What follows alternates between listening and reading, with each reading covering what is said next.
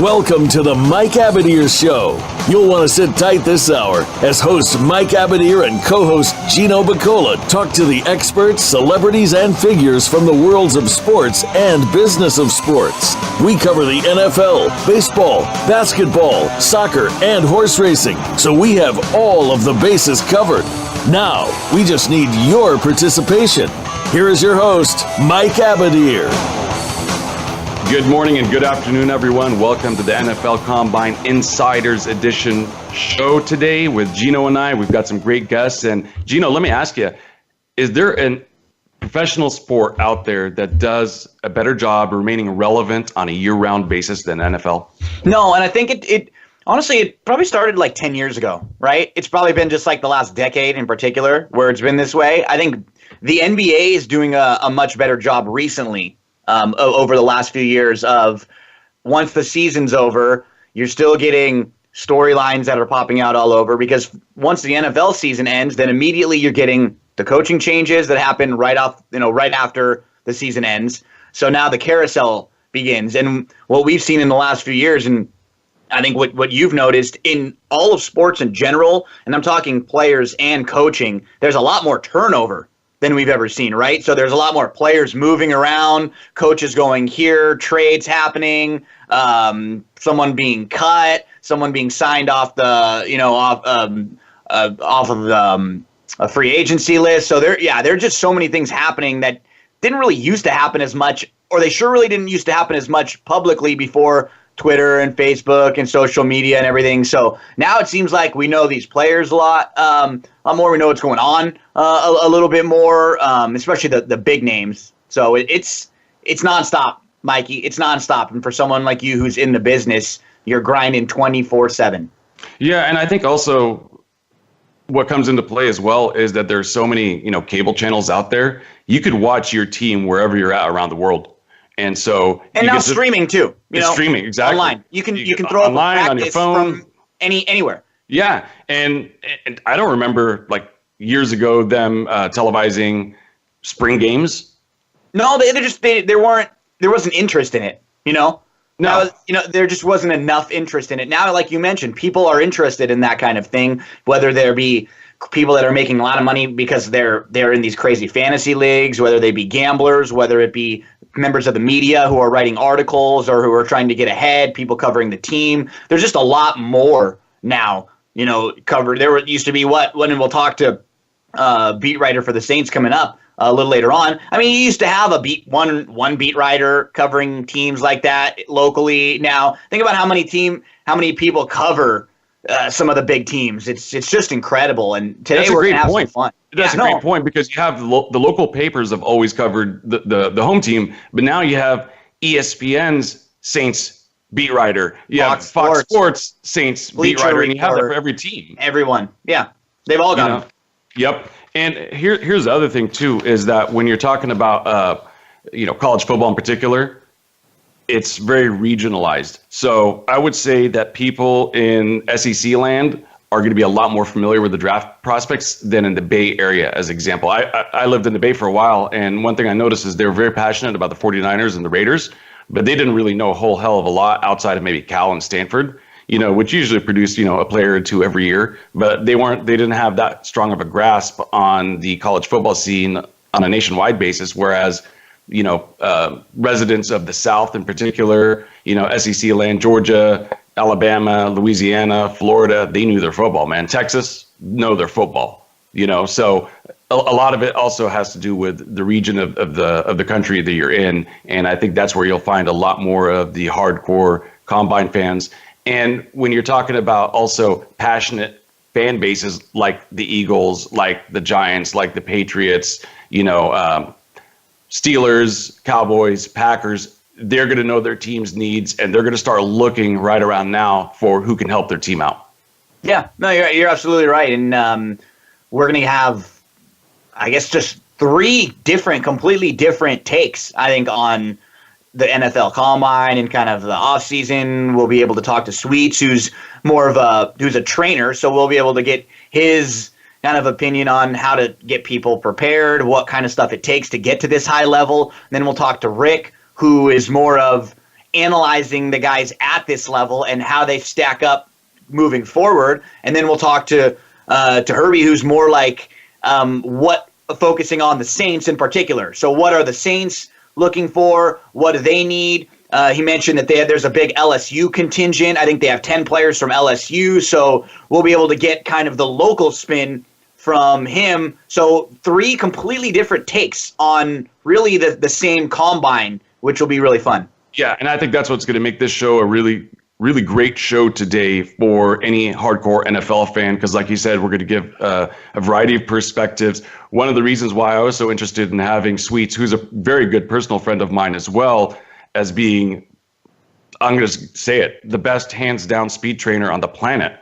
You ask anybody in professional sports circles, and they will tell you that. And one of the reasons I wanted to have him on the show was for him to break down what it takes to succeed at the NFL Combine. You know, you hear so much about their performances and successes and failures and that type of thing, but I don't think there's necessarily a lot out there for the listeners, for the hardcore fans, to get to know a little bit more insight, unless they're doing a documentary or something where you maybe get to see a little bit of insight. There's not a lot of discussion about the actual training leading up to the Combine. So with that said, I'm getting old too, Mike. And one problem was like 5 years ago, I didn't have this extra like 10 pounds on my belly, on the stomach. I can't get rid of this. You're looking for some tips. I can't get rid of this gut. It's not like a big gut. It's just that little belly that I can't get rid of. Maybe it's the hard alcohol, but I'm going to have to ask Sweets, do I need to do more sit-ups, crunches, yoga? I mean, what's going to help me the best get rid of this little belly? Because I need to get that six-pack back that I used to have. You want to shift this from the NFL Combine episode to How Can I Help Gino episode. Exactly. So let's do it. I kind of like that, and I think Sweets can help us. So our first guest is the Director of Performance at Levels Fitness and Nutrition. He is the owner of Levels, and like I said, he is hands down the best speed trainer, excellent strength and conditioning coach as well. I'm talking about Gregory Oliver, better known as Sweets. Sweets, good morning or good afternoon for you in Arizona. How are you, buddy? Yeah, good, buddy. Thank you so much for having me on. Hi, guys. How you guys doing today? Good. Gino and I are excited to have you. And as you heard, if you were on the line for a few moments there, Gino's going to want some tips on how he can shed that gut off. But before we get started, let's talk about Indy. What is your approach in getting athletes prepared for the NFL Combine? Wow. So, realistically, it's a completely different process than it is for off-season training or for football players in general. So when you get an athlete, a football player who's getting ready for Indy, they've been playing football their whole lives. But the drills that they have designed for Indianapolis are not necessarily football drills they've done over and over again. Now, the moves may translate into football, but the 40-yard dash, the 5-10-5, the jump, you do all those things when you're moving, but it's not something you perfect in order to play the game. So it's a completely different type of training that you have to get ready for, for pro days and for combine training. That makes a lot of sense. And with that said, realistically speaking, and I've seen you do it, with my own 2 eyes, improving a guy's 40, but how much, generally speaking, can you improve somebody's 40? I mean, is it one of those things where you have to, work with somebody that's already fast? But I mean, I've seen you work with 300 pounders as well as, 180 pounders. How much can one expect to improve his 40? Is it footwork? Is it mechanics? What are the things that you could fix? And how much can be done realistically in an 8 to 10 week period leading up to Indianapolis? Right. Well, I have a quote that I always use that I got from a college coach that alignments and assignments will beat you long before mismatches. So basically, I have to teach people how to line up correctly and so their body's in the correct alignment. Most guys, it always helps if you're fast to start. If I had nothing but All-Americans who were, top 10 sprinters, it'd be a breeze. But like you said, yes, we do get 300-pound guys, and every guy, no matter how fast he runs, naturally would like to improve his 40. And so I've had guys who come in and who run really quickly to start. I had Nick Miller who came to me, and he was a high 4.4 guy, low 4.5 guy, and at his pro day he ran 4.27. And so we for what we do here at Levels, we're about an average in 10 weeks of an average of about 0.24 that we drop off of 40 times. if you come in and that's a legit time when we first get there. It's mostly because football speed does not translate into track, but track definitely translates into football. So once you get your alignments and your body set in the right positioning, everything else becomes secondary and much easier. Makes it easier to run. I tell people I don't make people faster. I just take the bricks off their back and help them run freer. Sweet. So tell us, obviously, to get into something like this, we can hear it in your voice in just a minute. You obviously have an athletic background. What was your background athletically, and how did you get to this point, and when did it kind of change for you? Because someone like you, I'd have to imagine you have the drive to get to the highest of levels. What's the reasoning why maybe you aren't yourself a pro, and where did that change for you? Wow. So I played professional football for 6 years. And so I got in a car accident, which ended my career, a while back. I'm not going to date myself, but it ended my career a while back. And that was pretty much how it happened for me. And I had already guys used to come out and work out with me in the off seasons just to get ready for the next season. And I kind of fell into it. It was the next year. We're getting ready in the off season, and guys asked me, "Hey, we trained this off season," and I was like, "Guys, I'm out. I'm no longer playing. I'm retiring." And they were like, "Well, we'll pay you." And I said, "Well, all right then. There we go." So, there we go. That's kind of how it started, and that led to the job with the San Francisco Giants as a strength coach. And so and the rest is kind of history. So now, just to kind of go ahead. I'm listening. Just to kind of piggyback on that, I don't want you to release your complete secrets, but there's so many things nowadays with weight training and cardio, resistance training, yoga, CrossFit, nutrition, supplements. What are some of the things that maybe in your like a basic workout? What are some of the things that are important to you, or you kind of focus on and strive on? Let's say as you're preparing guys, not necessarily maybe for the combine specifically, but as you're just getting guys ready in the off season for the next NFL or the next MLB season. Right. Attitude. Number one, attitude. Your thought process. Why are we here? Why are we doing this? If you are a guy, and so it's crazy because I make that assessment and decide who I'm going to work with before we start training. I don't take everybody just because if you are a guy who has decided this is, I'm just going to get by this year. I'm just trying to make it to my next contract and that's it. Then I don't want to train with this guy. I want the guy who wants to be a Pro Bowler next year. I want the guy who wants to go to the World Series. I want the guy who wants to win the NBA championship. And so those guys I strive for. That's what I live for. That's what I'm passionate about is getting better. If you want to keep, if you're not getting better, you're getting worse every day. And that's something you can take into the thing with your gut, right? Right? Yep. Oh, yeah. Gut, right? So, oh, yeah. I would say my number one advice for you is control the hole in your face. Control the hole. There we go. That's first. Yeah, first. You gotta decide what's going in. If you are a high performance vehicle, you want to put high octane fuel in your body. You can't keep putting sludge in your vehicle and expect your vehicle to run fast. There you go. Simple, right? Simple, but most of us don't have the discipline, or really just have someone like you telling us to do it. And I like that that's what you mentioned. It's all about the attitude and who you work with.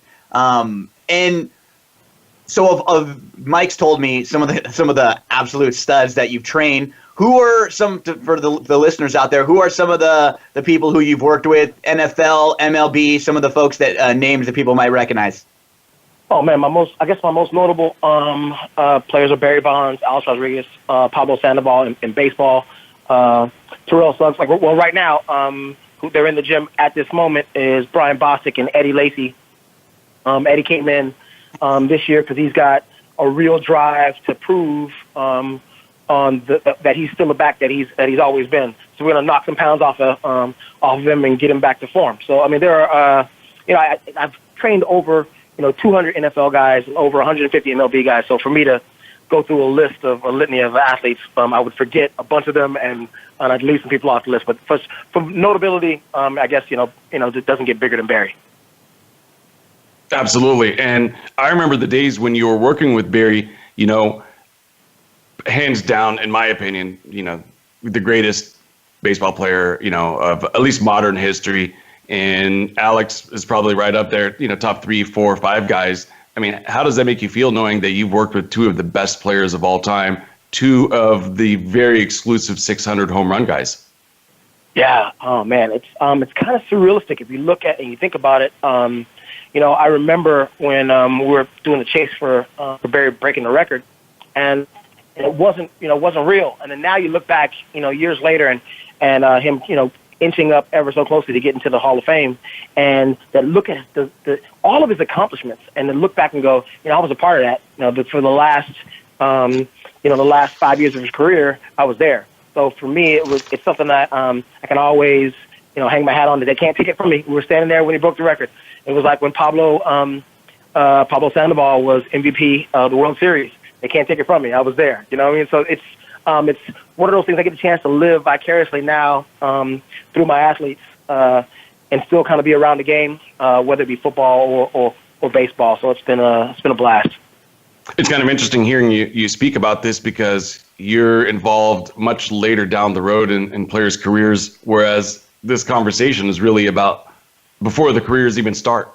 The NFL Combine, it's made to be such a huge event, but yet it's 8 weeks of training leading up to one event, and then it's over.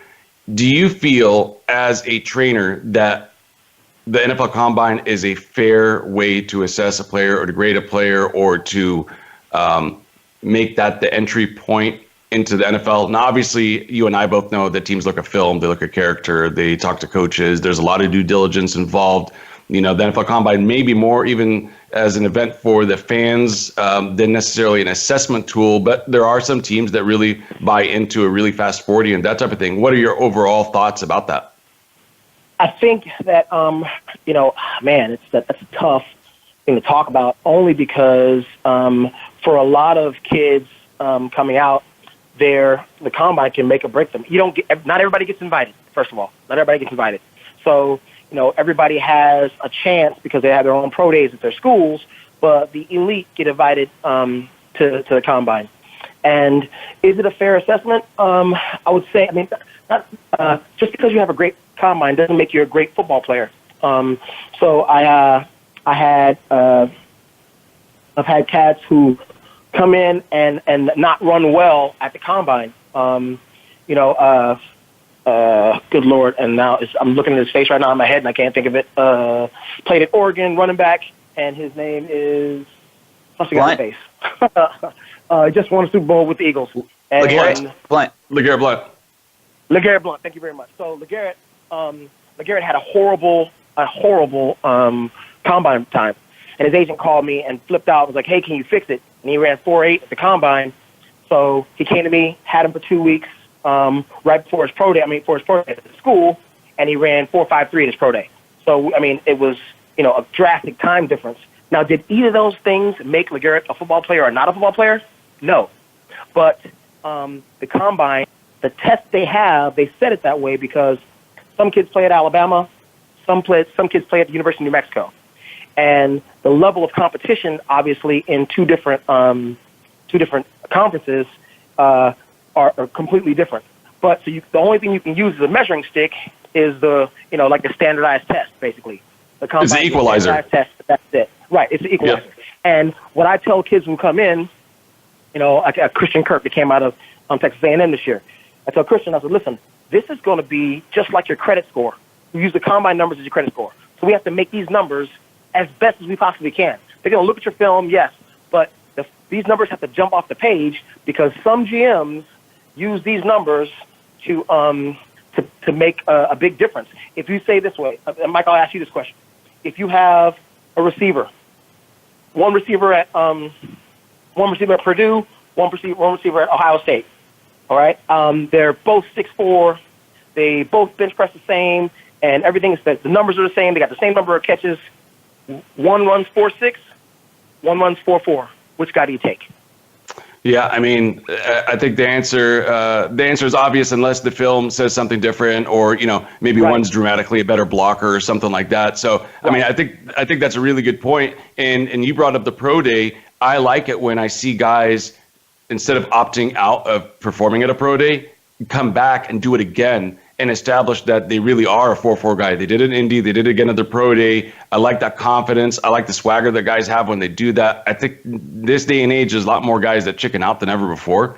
But, no, you make a very valid point. And like I said at the top of the show, that's why I've sent guys to Sweets over the years. That's why I love him working with my guys. And aside from that, he's a fantastic human being. And it's been a pleasure to be his friend for many years now, over 10 years. We've got about a little bit less than a minute. I got one more question for Sweets. Okay. So when you're watching basketball, football, baseball, whatever it is, who out there do you see as just an athlete that you want to get your hands on, that you say, man, I wish I would love to work with this guy or girl a little bit, and after a month or two, I might be able to tweak some things. Is there anyone out there that you see and you'd love to work with? Good question. Oh my God, it's funny that you say that because I'm actually working with him now, Eddie Lacy. I thought that he's got great feet and a great drive. If you watch him on the field, he's knowledgeable about the game. He just has some weight problems, and so I figured if I can get in his head a little bit and find out where we can push some buttons and drop a little pounds off of him, he may be back to Pro Bowl form. So that was that's my guy. Perfect answer. That's what we were looking for. Thank you. That's fantastic. Well, Sweets, in the few seconds that we have left here, and I wish we had more time because I'd love to talk to you a little bit more about baseball and some of the guys we got to that get you've worked Sweets with. back on soon, though. Yeah, we'll leading up to spring training and stuff like that, and how Pablo's doing, if he's going to make the Giants roster this year and all that stuff. We'll have to do that another time. But for now, why don't you give the listeners how they could follow you and social media wise, and a little bit about your gym before we go into our commercial break. Cool. Thank you so much. My personal Instagram is Sweets1914 on Instagram, and the gym is levels_fitness nutrition on Instagram. And our website is www.levelsfitness.net. And there we go. Perfect. There you have it, everyone. That is Sweets. We thank you for joining us. I know you're busy right now, this time of year, getting guys ready for baseball, football, etc. Thank you so much, and we will have to talk again soon, my man. Thanks, Sweets. I'm going to cut that alcohol intake. We're going to get rid of this belly. No problem. You guys take care. Thank you so much for having me on. I really appreciate it. Thanks. Absolutely, my man. Talk to you soon. There you have it, everyone. That was Sweets. Let's take our first commercial break, and we'll come back with Rick Saratella from the NFL Draft Bible, straight from Indianapolis.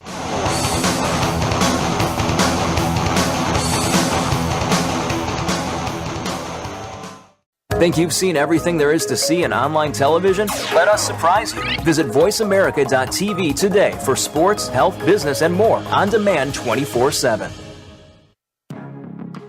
Are you ready for the latest sports news, the culture around the game, and unique insight? Then you need to make Kareem and the Coach your destination each week. Host Kareem Rush played for the LA Lakers and has the inside track to personas in both professional and college sports. Co-host Eric Newman is a former basketball coach and now a producer and filmmaker. Together they cover sports and entertainment in a fast-paced hour every Friday at 5 p.m. Eastern Time and 2 p.m. Pacific Time on the Voice America Sports Channel. Want to experience football from the perspective of two former players who also have coaching experience? Tune in to Sports Info UM with Daryl Oliver and Sam Sword. We'll talk about the drafts, play-by-play, and even what's happening in the offseason. Daryl and Sam have the connections and the knowledge to bring you the inside stories of the game's past, present, and future. We'll cover the camps, on and off field, and everything else, football and beyond. Sports Info UM is heard Mondays at 8 p.m. Eastern, 5 p.m. Pacific on the Voice America Sports Channel. Your internet flagship station for sports, Voice America Sports.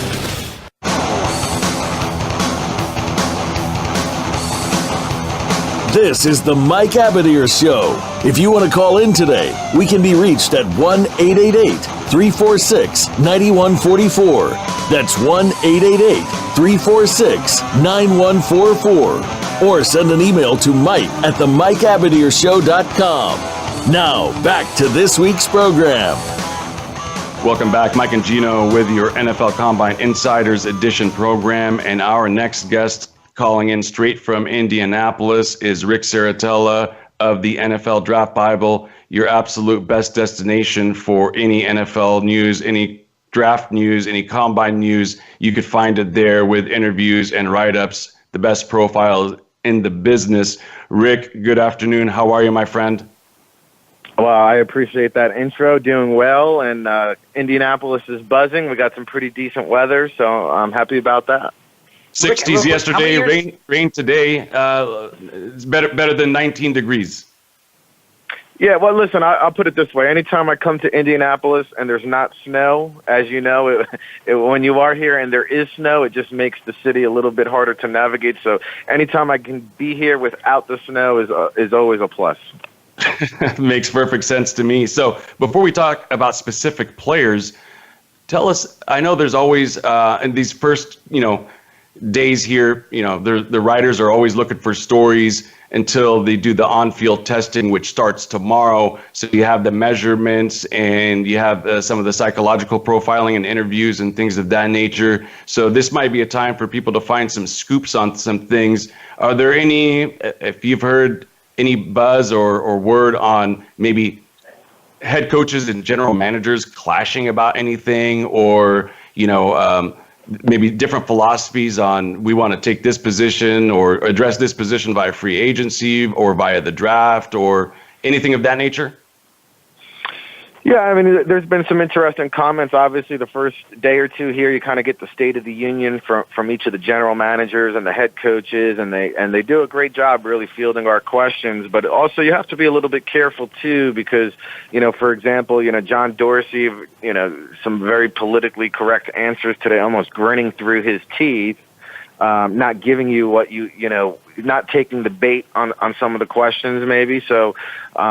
It's been interesting just to see some of the stories here. I mean, Mike Zimmer spoke at length about the quarterback situation, got grilled on that, and it's quite clear that he wants a veteran quarterback, preferably a quarterback who knows his system. And I asked him, how much have you dove into the rookie quarterback class? And he said none, zero, absolutely not. And his priorities are defense, then offensive line, and then he rattled off about 5 or 6 positions that he will scout before he even gets to quarterback. So I don't think the Vikings will be taking a rookie quarterback, to say the least. And I think, John Gruden yesterday, they asked him about analytics, and he kind of said, I'm a throwback guy, and I'll take it back to 1998, and we're gonna evaluate our team based on football players. And I think with the talk of analytics and analytics creeping into the front office more and more, I thought it was refreshing, just to hear from Gruden, who's obviously a football lifer, just a football guy,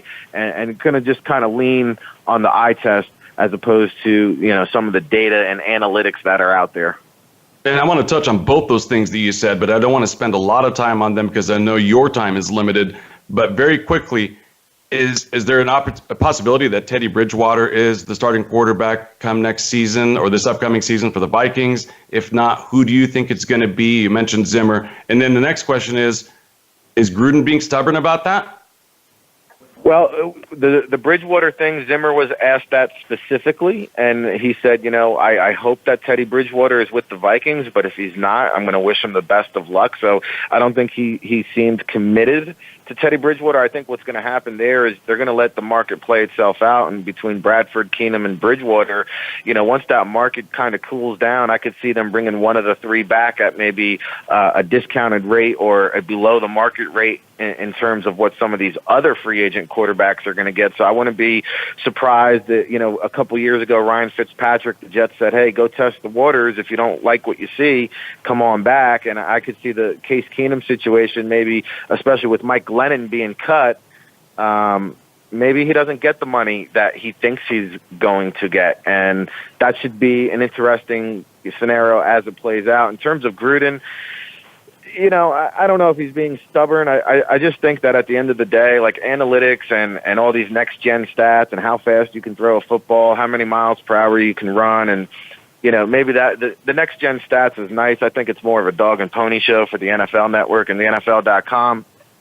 The analytics, I think, when you're debating between two similar players, maybe that's when I would bring analytics into consideration and say, hey, man, these guys are really evenly. Well, let's see, what he did on third down from the slot position as opposed to playing the boundary and things of that nature. Maybe you can get a feel for things and kind of include it in the evaluation process. But he did say, to Gruden's credit, he did say we will bring in some professionals who do specialize in that area so they can come in and kind of explain to me what it means. But I think at the end of the day, there's going to be traditional football coaches and guys like Gruden, guys like Tom Coughlin. They're going to keep doing things the way they were brought up to do them.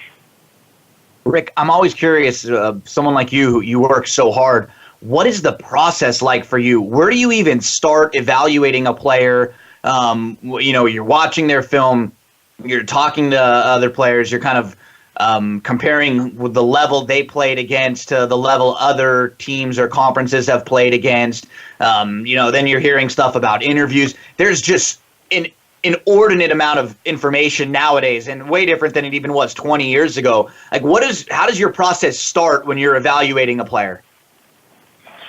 Well, I think it starts, for example, we're looking at the next 2-3 years of draft classes as we speak. We've already got scouting reports compiled on the website, for future draft classes. So a guy like Chase Edmonds, who just spoke just a few minutes ago, injury-riddled season, FCS prospect out of Fordham University, lit the world on fire his first 3 years. Now, had a down season this past year. So he was probably a day 2 pick before the season began. Now he might go undrafted, but if you've been keeping tabs on him his entire career, then this is going to be a day 3 steal or an undrafted free agent who makes a team, possibly starts down the road. But for me, I caught the tail end of the conversation of your previous guest. For me, the film is 90% of your resume when I evaluate a player personally. And then when I get to the combine, I'm kind of just checking off the boxes as they go through the drills.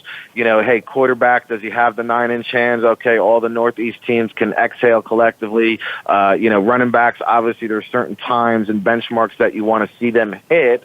And, again, if LeGarrette Blount does run a 4.80, you got to go back and watch the film. Like Gruden said, is he a football player? So I think it's an interesting dynamic. And I asked Jeff Ireland a similar question last night.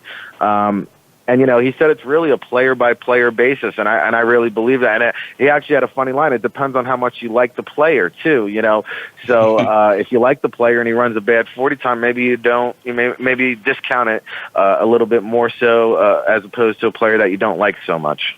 And me being a Trojan guy, I have to ask, because I think I've heard, and when I read your sites, it seems like you guys are pretty high on him. Ronald Jones, the running back, what's the buzz you're hearing on him, and positive or negative right now?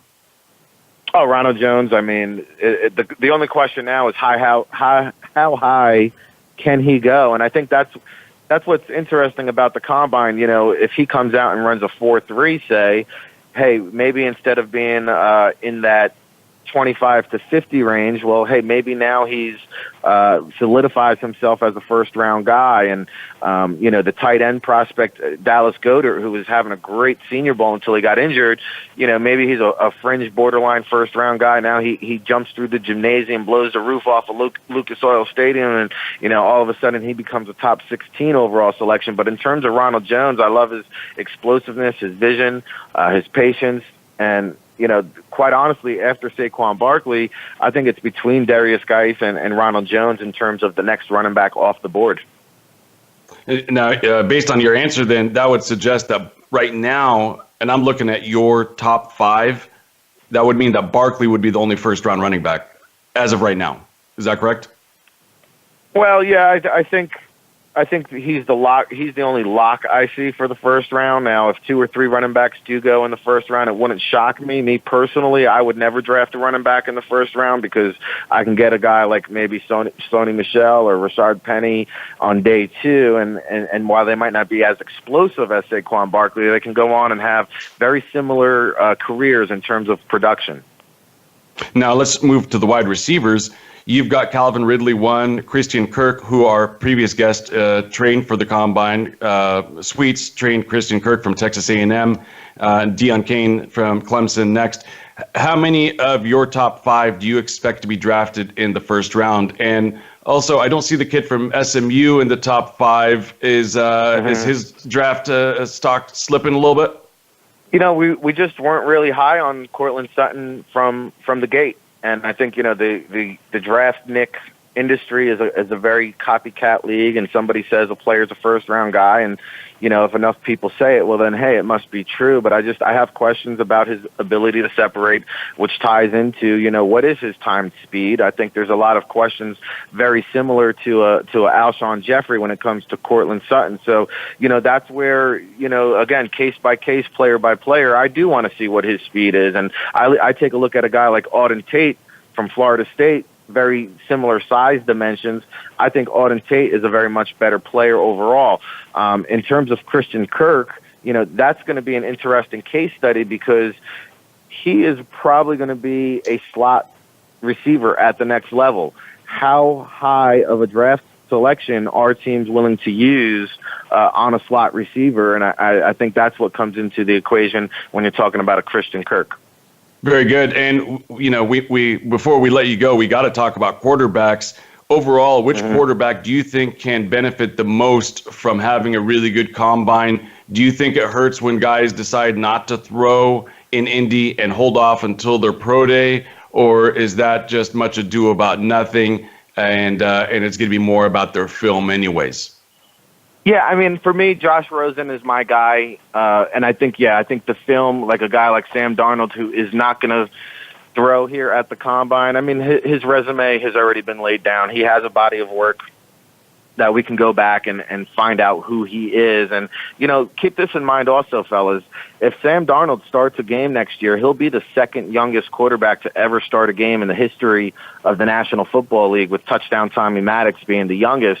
So, maybe giving him an extra month to prepare for his pro day isn't such a bad idea. And, I don't make too much into it if a quarterback does or does not participate in the Jim Short Olympics. And, you should be able to hit your wide receivers against open air, but a guy like Josh Allen might have difficulty doing that. And I think Sam Darnold too, he has nothing to gain, he has nothing to benefit. He can come out here and light it up in Indianapolis, and his stock is not going to rise any. Now, if he comes out and just has an okay workout or a bad workout, then maybe the media gets on him a little bit, and some negative buzz starts to create. But I don't think he loses any draft stock by not participating.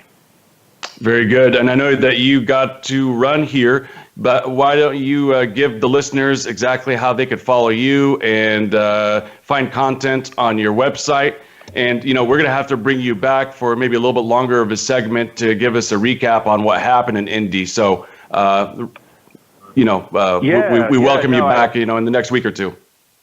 Yeah, I was supposed to do a radio spot at 2, and then they rescheduled it last second at 2:40. So I hated to be on here for such a short period of time. But maybe we can get back on soon and talk. But yeah, go over to NFLDraftBible.com. We got you covered from front to rankings, scouting reports, interviews, Combine Confidential, and then, over on Twitter, I think we do a really good job in terms of keeping you in the loop of what's going on here in Indianapolis, live stream interviews, and not just from the NFL Draft Bible, but we try to circulate all of our credible, all the media outlets that we consider credible. We kind of, put all the news and information about the draft out there for you to consume. So it's a great one-stop shop, and, always appreciate coming on your guys' show and chopping it up, man. Absolutely. We love talking to you, Rick. Have a fantastic time with the Combine, and we look forward to reading all of your updates and your reports in the next coming days. And we'll look forward to talking to you again soon, Rick. You got it, gents. Have a good one. All right, my man. Let's take our next commercial break, and then we will be joined by Saints beat writer Herbie Teope after a few short moments.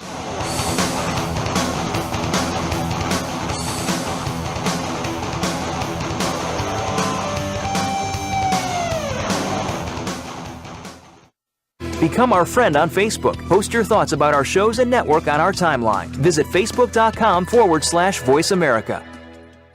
Okay, sports fans, here's your opportunity to discuss football, America's favorite sport. On an annual basis, millions of people attend, watch, and listen to football, both pro and college. Ray Ellis Sports, an internet talk radio show, was developed with the fan in mind. Join host, former Philadelphia Eagles and Cleveland Browns strong safety Ray Ellis on Voice America Sports every Tuesday at 1 p.m. Pacific for exciting, interactive football discussions from the fans' perspective. Tune in every Tuesday at 1 p.m. Pacific to Ray Ellis Sports right here on the Voice America Network, and let's talk football.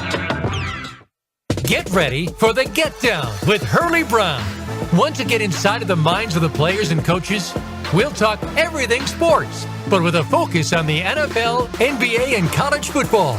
We'll review and preview the week's big games. We'll talk about the draft choices and free agents and go inside the teams for news, recruiting, and what's next from the colleges to the pro teams. It's the Get Down with Hurley Brown. Tuesdays at 3 p.m. Eastern Time, 12 noon Pacific on Voice America Sports. Your internet flagship station for sports, Voice America Sports.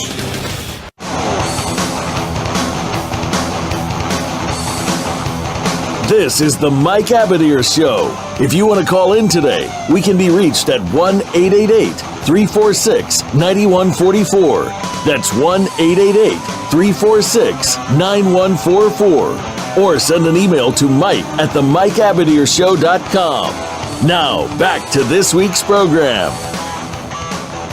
Welcome back, everyone, to the NFL Combine Insiders Edition program with Mike and Gino. We are joined by our next guest, who is Herbie Teope. He is a beat writer for NOLA.com and The Times, and he covers the Saints. So he's going to bring us all things related to the Saints, draft needs, rumors, etc. Good afternoon, Herbie. How are you, my friend? Hey, good afternoon, gentlemen. Thanks for having me on.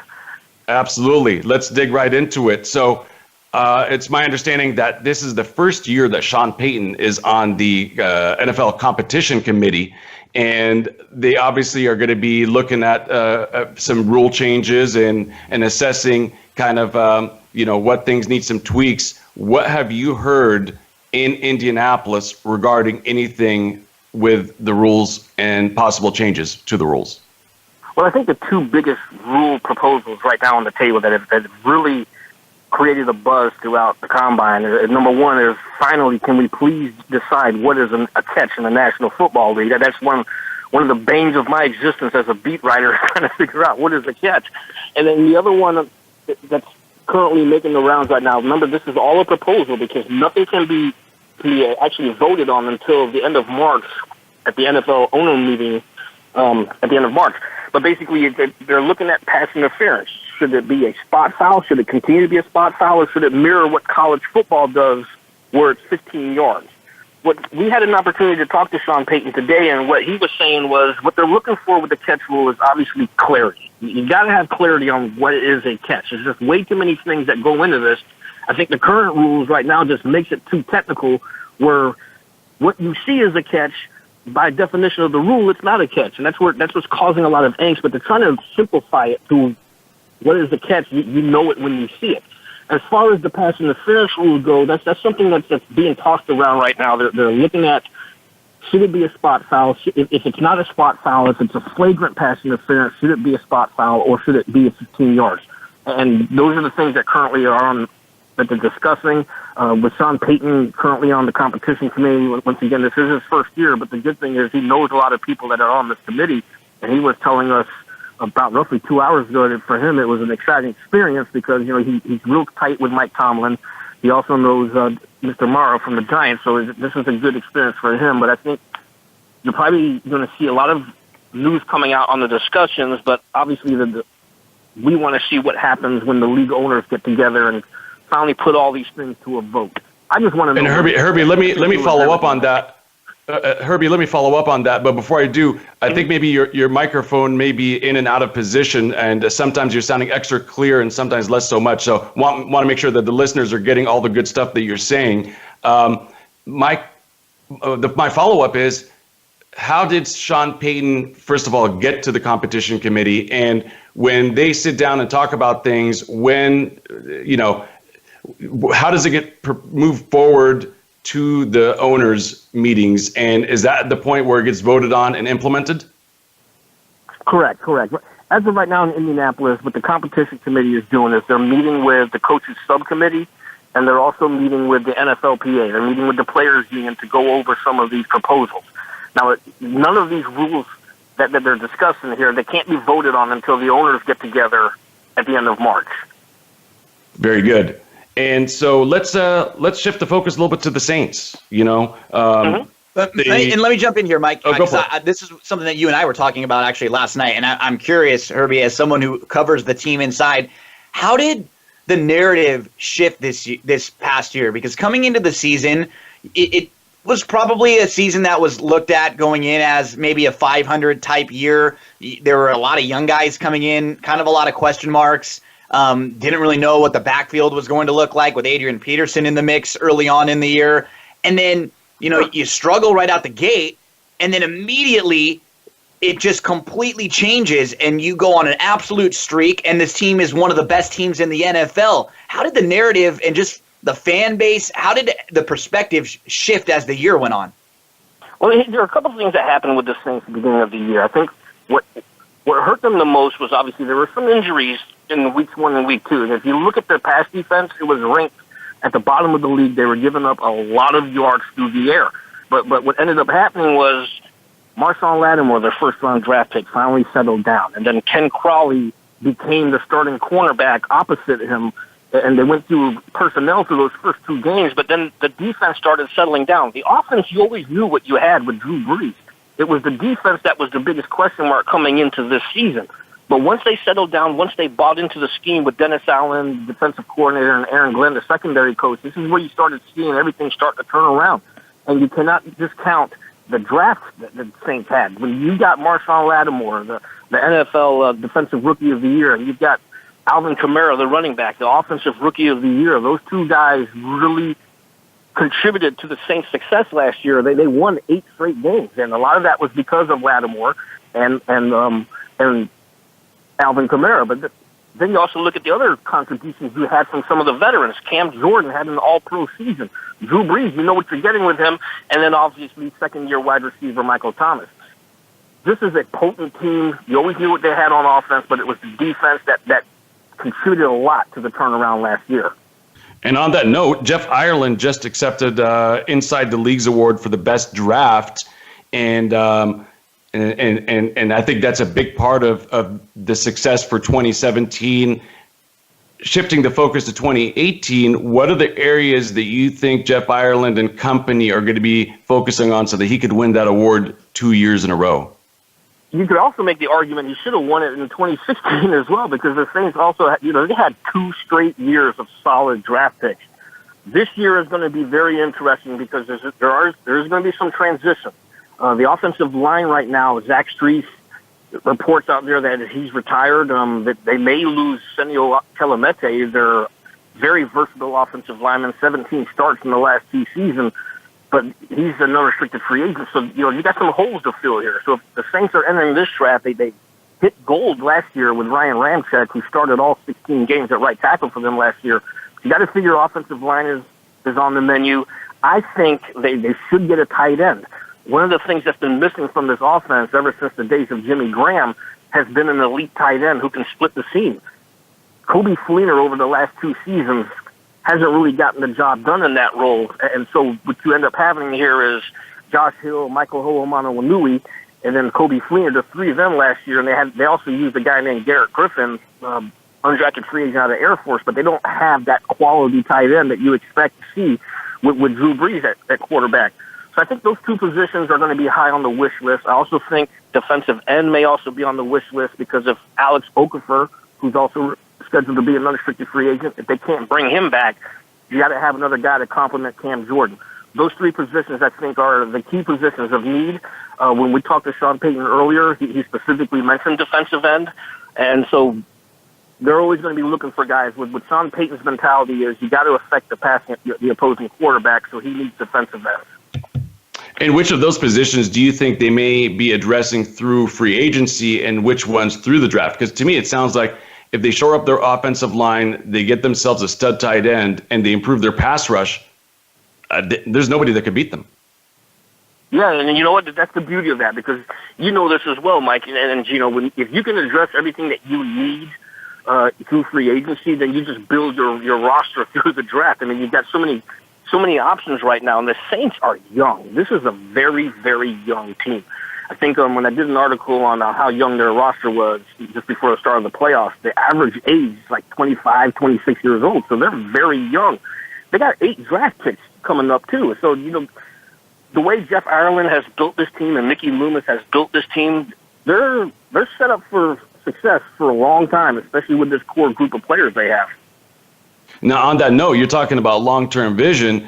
Is there a chance that they maybe take a quarterback and have him sit behind the legendary Drew Brees to learn from him, so that when Drew eventually decides to retire, whether that's a year, 2 years, 4 years from now, they've got their successor in place who's got an opportunity to learn from the best in the business? I kind of equate it to what the Packers did with Brett Favre and Aaron Rodgers. The only difference is, I think timing-wise, this will probably more likely coincide with the end of Brees' career, and you won't see him with the, Falcons or the Panthers like Brett did. What the Pats were trying to do. Yeah. That is the million-dollar question, Mike, because when you look at Drew Brees' career, I think it would be – I think there would be a sense of urgency to draft his heir apparent now if there was any kind of decline whatsoever in his play, but there's none. You look at how he's playing, he's still durable as heck. The guy has started and appeared in 16 games for like 5 straight years. So this is a guy who just does not get hurt, and he's still playing at an elite level. Sooner or later, the Saints will have to address the backup quarterback. You are going to have to get the guy that you think is going to replace Drew Brees, but at the way he's playing right now at 39, he's showing no signs of slowing down. Now, obviously, you got to get him locked up. Going into free agency, that is the absolute need. You have to get Drew Brees locked up. But the good thing here is Drew Brees has said publicly he wants to return. The Saints want him to return. So it's just a matter of when are they going to get the deal done. I don't think they draft a quarterback early this year unless there's somebody there that they absolutely like. But I think, maybe 1 or 2 years down the road. I just don't think it's going to be this year. And for you, Herbie, it's not even all just about the Saints. As many years, you don't really have to get into too many of the specifics, but there's a big LSU contingent that's going to be at the Combine. I think there's double-digit LSU players that are going to be trying to get into the NFL. Just overall, how's that group doing, and what are you hearing about the group of LSU guys? Well, there's 10 players out of LSU here, so I mean, this isn't actually any surprise, because LSU does send a lot of players to the NFL, and they also send a lot of players through the Combine. The guy who a lot of folks want to hear from is defensive end Arden Key. He missed some time last year, and they want to know if he's healthy, so he's the guy that's going to create a lot of buzz, but he won't talk until Saturday. Their running back, Dice, talked today, and he was mentioning how Leonard Fournette, obviously another LSU guy, first-round draft pick last year with the Jacksonville Jaguars, he was saying how he learned from him, and then also there's a Saints connection there because he called Alvin Kamara his brother. There's a lot of mentorship going on here, but with the LSU players, I think the top guys you're looking for are Dice and then obviously Arden Key. That's good stuff, Herbie. I know that you're up against the clock and you've got a very busy schedule in Indy. We thank you for joining us. Before we let you run, why don't you give the listeners exactly where they can find you social media-wise and where they can read your work? Yeah, sure. Thanks a lot for that opportunity, Mike. You can also always find me on Twitter at HerbieTOP, and then to read my work, NOLA.com, the Times-Picayune. Outstanding. And for all of those who follow Gino or myself on Twitter, we're tweeting out the show link as well as the on-demand edition, and you can listen to it on iTunes as well, Apple iTunes. So I'm sure Herbie will be retweeting that out as well. And be sure to check out his work. And he's a really good follow as well, especially for anybody that wants real insight and the breaking news and anything related to the Saints. We just saw some breaking news last week that Herbie got to real fast. So, we'll continue to keep tabs on Herbie and the Saints. Thank you for joining us, my friend. We'll look forward to talking to you soon. Okay, thanks for having me. All right. There you have it, Gino. That was what a great that hour show. went by real fast. It did. We had 3 awesome guests. We won't really be able to talk a ton about each one of them, but I mean, Sweets was incredible, talking to us about alignments and assignments will beat you long before the Love that. mismatches. Love Attitude, great quote. I'm a big fan of the quotes. My sister is too. She loves the inspirational quotes. That one's a great one. And then with Rick, I mean, you can ask Rick about any player anywhere down the draft and he knows. Just instantly, boom, breaks it down. As he's mentioned, they've been studying these guys for years already. They've already got the last couple years of high school for a lot of these players and what they did in those few years, and then their college career, and then their post-college career and their training, and then Herbie, everything New Orleans. I mean, unbelievable. Great information. I got to give you props, Mike. You set up the guest today. Well done, my friend. Well, I thank owe you. Not a beer. I don't want Sweets to hear. I owe you maybe a Jamba Juice. Hey, that works for me. And, I'm glad that we are able to have this type of show today, be able to give the listeners maybe something a little bit different than they're going to find on NFL Network or ESPN or Fox Sports. With that said, we've got only a few moments left. Next week, we are going to have Dan Cronin, the brother of Mick Cronin, head coach of Cincinnati Bearcats. He's better known as Keeneland Dan. We're going to be talking about March Madness with him. And we will also have Eno Saris of The Athletic to talk MLB analytics. He is the analytics guru, so we'll get a little baseball into the conversation. The week after, we are going to have our Vegas live show, baby. Live show. So a lot of good stuff coming up. We'll keep you all posted. Have a fantastic sports weekend. And most importantly, thank you all for listening. We'll see you next Thursday. Thanks for joining us this week for the Mike Abadir Show. Please tune in again next Thursday at 2 p.m. Eastern Time and 11 a.m. Pacific Time for another show with Mike and his co-host, Gino Bacola, on the Voice America Sports Channel. Have a great week.